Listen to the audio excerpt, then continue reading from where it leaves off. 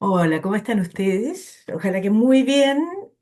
Hoy en este Hablemos de Literatura, que en realidad lo acabo de bautizar, ¿ah? Porque venía a librarte, pero ahora es Hablemos de Literatura. Vamos a hablar de este libro que es fantástico, La Casa de las Arañas, de Nicolás Poblete. Es un libro que publicó Editorial Cuarto Propio y que ha hecho harto revuelo, ¿ah? En la misma línea es un thriller psicológico sobre el tráfico de guaguas en los 70, en la época de la dictadura.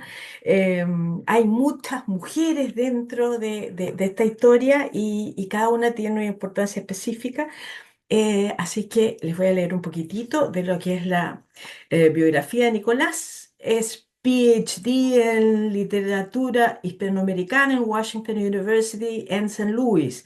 Ha estado en la escena literaria desde el año 2000, cuando publicó la primera novela Dos Cuerpos. Más adelante empezó a publicar diversas novelas, siempre enfocadas en denuncias particulares, ¿ah? No me ignores, donde habla desde el punto de vista del psicópata, Cardumen sobre la crisis hídrica, la explotación animal, dame pan y llámame perro, succión, subterfugio, corral.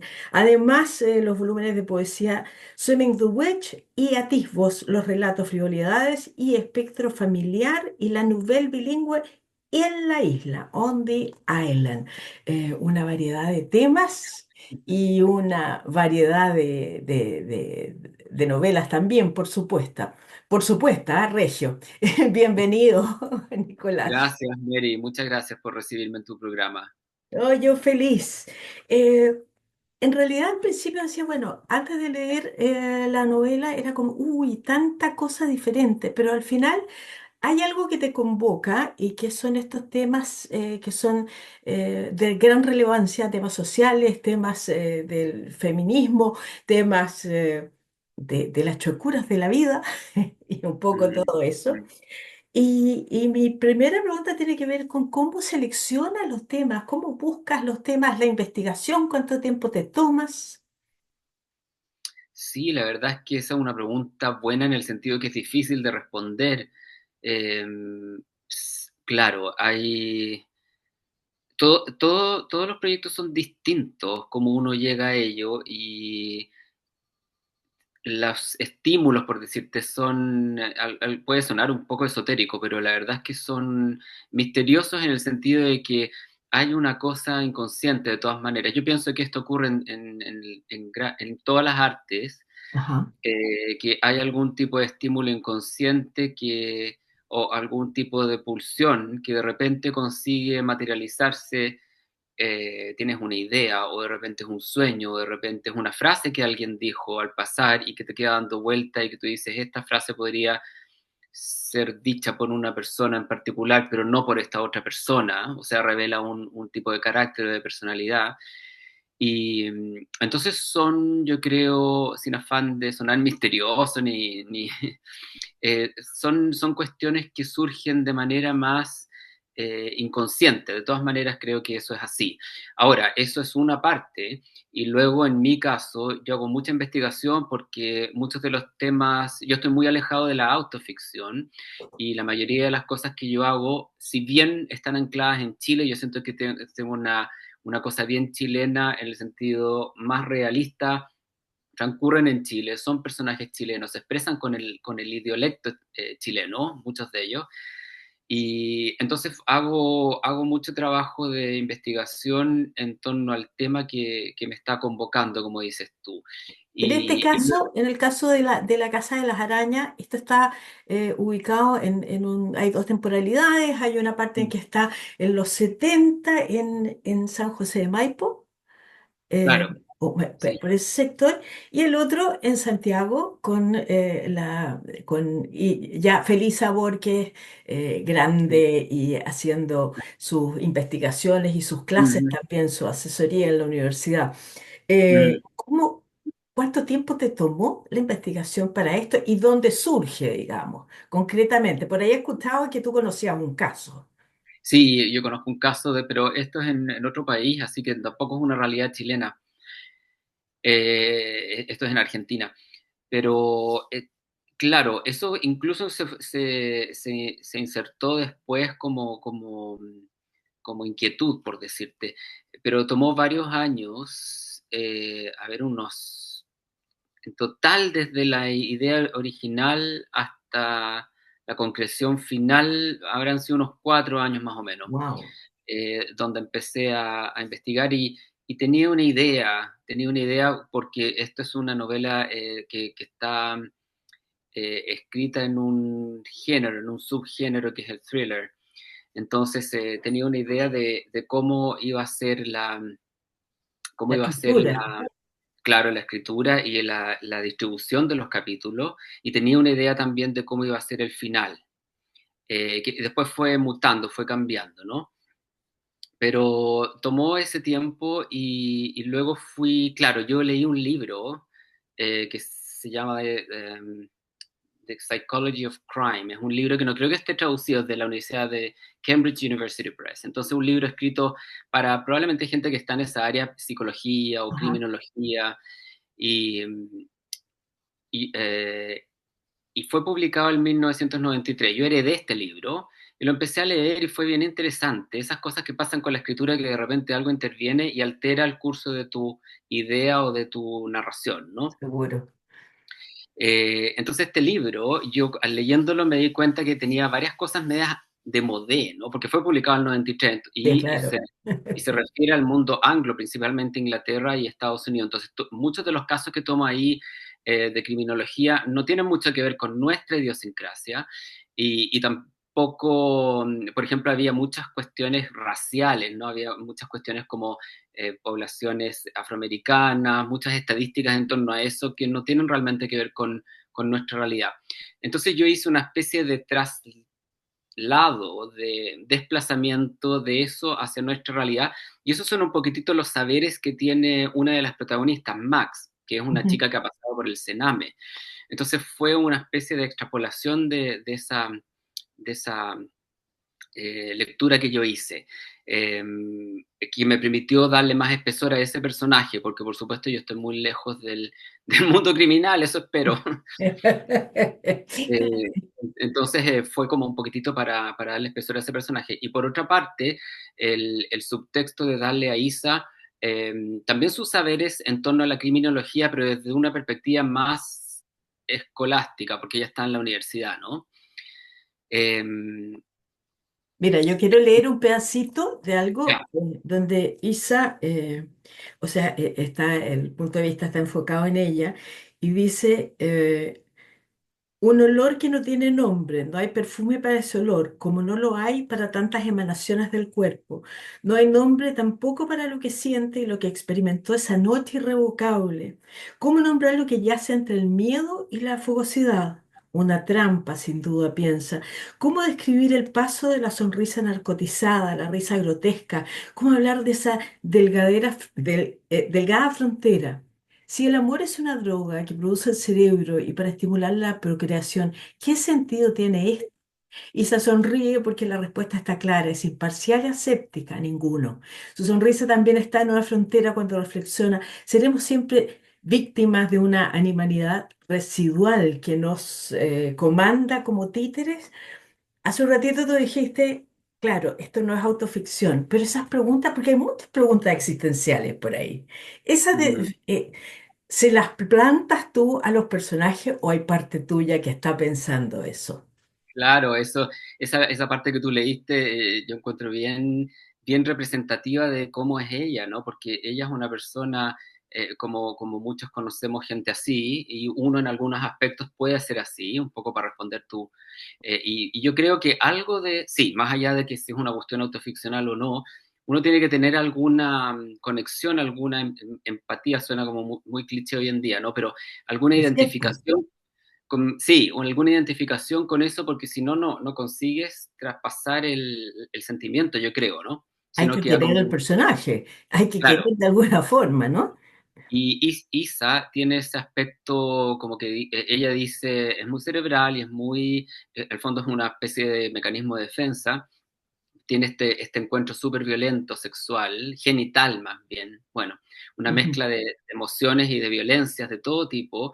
Ella está totalmente desbordada por esto y empieza a racionalizar, ¿no? Como cuando tú estás con un pánico y dices, pero a ver, ¿qué es lo que está pasando? Tengo que racionalizar esto para poder controlarlo, no estoy capaz, no estoy siendo capaz de sostener la situación, ¿por qué me está desbordando hasta este nivel? Y ella dice, haciendo como un reflejo de su propia instrucción, bueno, sabemos gracias a Darwin que las especies luchan por perpetuarse, ¿no? No hay un cuestionamiento, las especies no se preguntan por qué, ¿no? Sino que es meramente como una impulsión, Un impulso. Sí, exacto. Entonces ella dice que qué ridículo esto, ¿por qué siento esta atracción si yo realmente no quiero perpetuar ninguna especie? Siento esta atracción con una mujer, es peor aún, no tiene ningún sentido. ¿Cuál es el sentido de seguir esta cosa animal que nos comanda como títeres, como dice ella? Entonces sí, yo creo que el caso de ella eh, pienso que también esta novela se puede ver como una novela de aprendizaje o de revelación, como un breakthrough, porque ella está con su coraza, ¿no? Una mujer muy inteligente y se ha hecho camino de la vida, en la vida a pesar de todas las dificultades que ha tenido, pero se protege mucho, ¿no? Tiene como una cáscara que le impide. Ella sabe mucho a nivel intelectual, pero no vive la vida orgánicamente. Emocionalmente, Claro, impulsivamente, de alguna sí. forma. Entonces, eso la desestabiliza totalmente. Ella también es coja, es como una manera de decir, ¿qué pasa que no encuentro un equilibrio en mi vida, no? Entonces, esa parte que tú leíste refleja no solamente el personaje de ella, sino el de Max, que es que es quien provoca esta conmoción que la deja totalmente eh,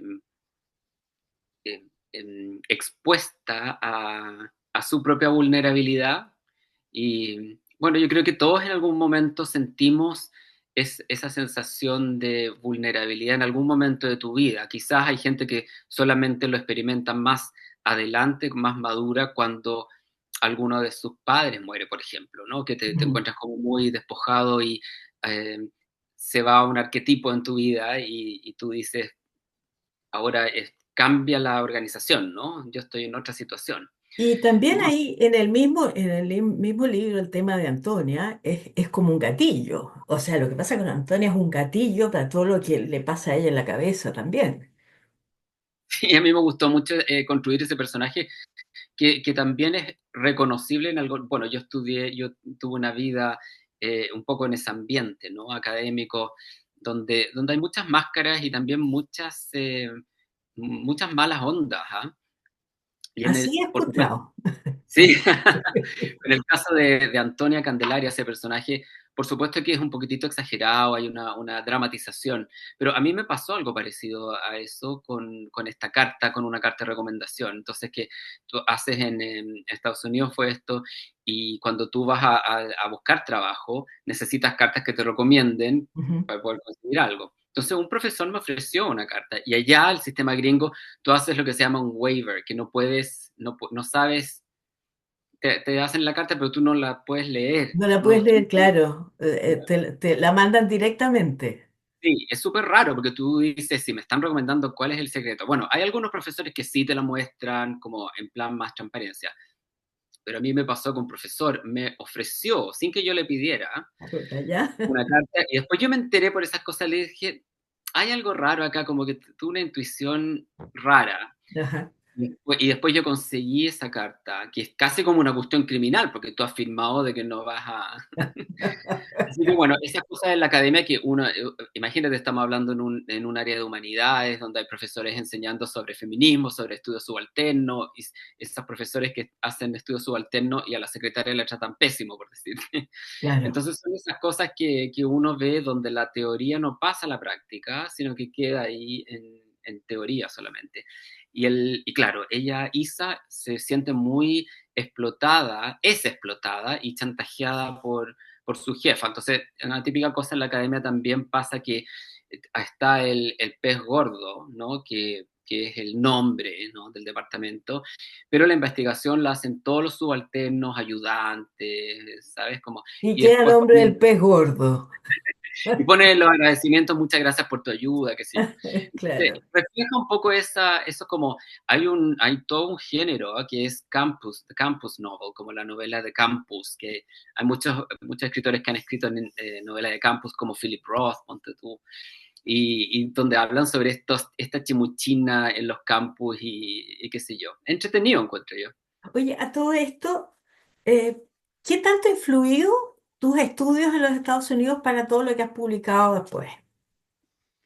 Mírame, la verdad es que eso fue una experiencia muy positiva para mí, muy buena, en muchos sentidos, pero principalmente porque tuve acceso a unas bibliotecas espectaculares, ¿no? Realmente tú tenías un sistema que si no tenías el libro ahí, te lo mandaban a pedir con otras bibliotecas del sector, y si no estaba ahí, simplemente Ajá, compraban el libro, o sea, después ahí encuentras libros de incluso autoeditados de poesía, o sea, en el fondo fue como un gran vórtice de estímulos literarios y de otras áreas también. Entonces, poder acceder, mira, tuve la posibilidad de estar con William Gass, que es un gran escritor que trabajaba ahí en una de sus conferencias, con Louis Gluck, que ganó el premio Nobel hace unos años atrás. Pude ver a Bell Hooks, qué estuvo también ahí. maravilla. Entonces fue súper en ese sentido. Ah, Joyce Carol Oates, que me encanta, también estuve en una charla con ella como auditorio. Entonces fue fantástico para mí eso y abrirme a otras cosas, a otros géneros, y son de repente solamente estudiando en un programa, tú accedes a lecturas de otro orden que quizás no se te ocurrirían motu propio, ¿sabes? Por Entonces, supuesto, sí. fue fascinante para mí y la experiencia fenomenal realmente. Y en mi escritura, claro, es difícil saber hasta qué punto lo que tú lees influye, pero todo influye, yo creo, incluso a nivel inconsciente. Todo lo que uno lee de una u otra forma se filtra, está tamizado en la escritura de una u otra manera, yo siento. Y aquí, por ejemplo, la novela parte con un epígrafe de Gabriela Mistral, Claro. que un poquitito hace referencia a la creación de un cuerpo. Es como una metáfora para hablar, estoy creando un cuerpo con venas, con sangre, con mucha ternura. Eh, Dice que estoy tejiendo en este silencio, en esta quietud, un cuerpo, un milagroso cuerpo, con venas y rostros y mirada y depurado corazón. sí, Bueno, qué bonito. Ese es de su libro Desolación. Y bueno, Gabriela Mistral, nadie necesita elogiarla porque obviamente es una revelación superior, yo creo. Y ahí, por ejemplo, eso también es una manera todos estamos en una tradición de uno u otro modo, y no hay nada muy nuevo, no hay gente que dice que no hay temas nuevos, es posible, ¿ah? Más bien es como tú cuentas cierta cosa, pues pero eso, ese es el punto, que lo que se dice literariamente es que, claro, hay tres o cuatro temáticas, hablemos de amor, muerte, violencia, felicidad, y va a depender de cómo haces tú, cómo trabajas la estructura. Em, sí, pero, pero de repente hay subtemas y mm, hay cosas que son súper interesantes. Yo veo que sí, tú buscas esos subtemas de repente. sí, la verdad es que yo soy, soy como una persona bien abocada al estudio, ¿no? Entonces siempre estoy en eso, es como un poco el elemento en el que me encuentro. ¿Qué estás Eh, leyendo, ponte tú, ahora? Mira, ahora estoy repasando un libro, nada que ver, es súper como, se llama Understanding Fiction. Understanding Fiction, sí, pero es que Ah, y es un libro que también heredé, de los años 50 yo creo que es, pero tiene, tiene una serie de cuentos y novelas cortas de todo tipo de escritores, desde Albert Camus hasta Flannery O'Connor, eh, Thomas Mann, qué sé o yo. Te estoy sea, repasando como en plan más Mateo, y estuve el otro día. repasando esta novela de Sí, el James amante de Joyce. Lady Chatterley, Sí, sí. Es que buenísima. de repente leer clásicos también te ayuda. Pero tú, a mí me Sí. pasó que el otro día, bueno, el otro día, hace un rato, leí el 2 de la Nemirovsky y de repente dije, bueno, ¿y por qué nosotros Ah, sí, trabajamos eliminando todos los adjetivos y todos los adverbios? Cuando se ponen bien, como en el caso de ella, son fantásticos. Es que tiene que ver un sí, poco con la moda. ¿Cómo ves la literatura sí, chilena con respecto a eso? sí, tienes toda la razón. Yo creo que también son modas, tendencias, ¿ah? Eh, esa pregunta da para mucha conversación, ¿ah? De todas Ujú. maneras, una discusión que podría ser extendida. Pero yo siento que, claro, Nemirovsky maravillosa, o si uno va un poco a partir de estos ejemplos, va al siglo XIX, ponte tú, o esas épocas, en un taller literario ahora te diría no, como eso es demasiado, a ver, ¿por qué tres adjetivos? Con uno basta, ¿no? Hay una cuestión como de Claro. economía, en primer lugar. Y también aquí voy a aventurar una especulación. Yo creo que tiene que ver más con una satisfacción inmediata, más rápida, más consumista, en vez de una ponderación y una cosa que si tú sigues leyendo una lista de adjetivos, dices, pero ¿hacia dónde va, no? Generalmente está ese deseo de cuál es la historia acá. Yo creo que en Chile ocurre un fenómeno que está todavía un poco pegado a la autoficción, y que es también un reflejo del mercado, obviamente, ¿no? Es lo que el mercado está buscando, posicionando, ofreciendo. Y ahí ha habido una serie de matices en este género. Ahora hay un género, escuché el otro día, no había escuchado ese concepto, healing fiction, que es como en Japón y como No, no. lectura de sanación, Ah, como ya. que tú Ah, lees healing, ya. algo, healing fiction, lectura de sanación, como que tú lees algo y te sientes reconfortado o que hay una cosa muy zen y pacífica. Eh, entonces ha habido como una mezcla de géneros, ¿no? En la autoficción con la autoayuda, ¿sabes? Ujú. Este género, Sí, que hay muchos libros ahí en ese género buenísimos que son catalogados como autoayuda, pero que no necesariamente lo son, o que cuentan una experiencia de vida, o cómo una persona ha superado una enfermedad o un trauma. ujú, Entonces yo creo que son movimientos un poco más del mercado. Antes no hablábamos de ficción literaria, ¿no? Ahora, antes era solamente ficción. Ahora claro. tú tienes ficción literaria. Y si tú te fijas, si tú haces un paneo, dice ficción literaria, mucha gente dice, no, eso no. Autoficción, ¿sabes? Entonces yo creo que, como dices tú, son algunas modas que se imponen y que se estimulan, ¿sabes? Por ejemplo, si sé de casos de gente que sus novelas no son aceptadas por las editoriales convencionales porque son muy literarias, Claro. ¿sabes? Sí. Vale decir, no van a ser comerciales y no van a vender. Entonces es una crisis, ¿ah? De todas maneras yo lo veo como una crisis. Sí, por eso valoro todavía las editoriales independientes, chicas que apuestan a una cuestión no tan comercial y no tan convencional, sino que a cuestiones un poquitito más excéntricas. Y Cuarto Bien. Propio, que tú sabes que tiene 40 años, sí, en su semblanza, ¿cómo se llama? En su como misión, no sé cómo se llama lo que Como describe el misión o proyecto de misión, la claro, editorial, misión.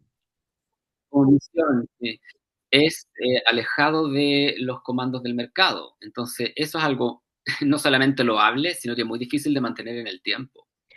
Sí, bueno, la Marisol, ella ha apostado por eso y lo ha apostado bien y yo realmente la admiro. O sea, de hecho me ha tocado no solo ver, sino Sí. que el otro día presenté la novela de la Beatriz González Fule, un tema que de repente tú Ah, ya, dices, el Captren, y es un tema ya. que tú dices, si tú dices el tema, a lo mejor alguien no se entusiasma, pero empiezas a leer esa novela y no puedes dejarla. O sea, lo que pasa un poco con tu Casa de las Arañas, ¿no? Que de repente uno dice, oye, sí, ¿qué onda el tema? Y te empiezas a enganchar, enganchar, enganchar. Y resulta que además de disfrutar de la lectura, uno entiende de un mundo que no conocía. Bueno, a propósito de la Casa de las Arañas, seguimos, me Mm, imagino, con la ujú. promoción, pero estamos escribiendo otra cosa, Nicolás Poblete. Sí, estamos escribiendo otra cosa. Un texto que es más breve y que estoy revisándolo ahora, repasándolo, y probablemente es bastante más oscuro porque un poquitito tiene que ver con la secta, ¿sabes? Las sectas. eh, Llevada a su mínima expresión, que son dos personas, una secta de dos personas, ¿no? Wow, Un maestro y sí. un discípulo, que también puede ser como una metáfora de la pareja, en muchas parejas que Claro. funcionan así, como uno sometido por el otro, ¿no? Hipnotizado, que es la palabra que estoy pensando, porque cuando ocurre una hipnosis, que puede ser colectiva, ¿no? Como Alemania nazi, por poner un ejemplo bien extremo, o una hipnosis más local, más a menor escala, un grupo de personas. Y no sé si supiste de, bueno, una serie o un documental de esta secta que hubo en, ¿qué Hoy creo que era? te perdí un segundo. Antares de la Luz. Ah, sí, por supuesto, eso fue impresionante. Ahí, sí. Ahí te perdí de nuevo, Nico. Encontré que estaba tan Qué bueno. raro, yo tengo súper buena conexión. Ahí, a ver, por lo menos te escucho, dale. Ahí, Ya. Entonces, esa idea de la secta llevada a su mínima expresión. Entonces, es un hombre que está como en duelo y la emoción principal aquí es la culpa, el sentimiento de culpa. Es un hombre que viene de una tradición católica y con su esposa estaban tratando de tener guagua. Entonces, ya tenían 40 años y esto se sabe al principio, él viene manejando de la clínica. El problema es de él, ¿no? El problema digamos, para no poder reproducirse lo tiene él, así lo plantea él. Entonces se ujú, siente un poco culpable y va de vuelta manejando de esta consulta y se cruza una moto y ellos chocan y él hace así, ¿sabes? Como manejando, cuando tú vas manejando un auto y un poco la reacción sí, claro, clásica, si tú eres de mano derecha, haces así. Entonces hace ese gesto y expone a ella y ella muere ahí. claro, A continuación se siente súper culpable de esto y empieza un proceso como de expiación y de masoquismo muy extremo. Y se toma contacto con este otro hombre que había conocido antes de una comunidad terapéutica en la que ellos trabajaban y se va a la séptima región, que no se llama así ahora, pero él la sigue llamando así. sí, Viste que cambiaron hace años atrás eso de primera, sí, segunda, sí, para no tener una cosa como jerárquica, pero él sigue llamándola la séptima región. Tiene que ver con el número 7, que es como un número cabalístico, los siete planetas, los siete orificios según los egipcios que tiene el rostro, ¿no? claro. Dos, cuatro.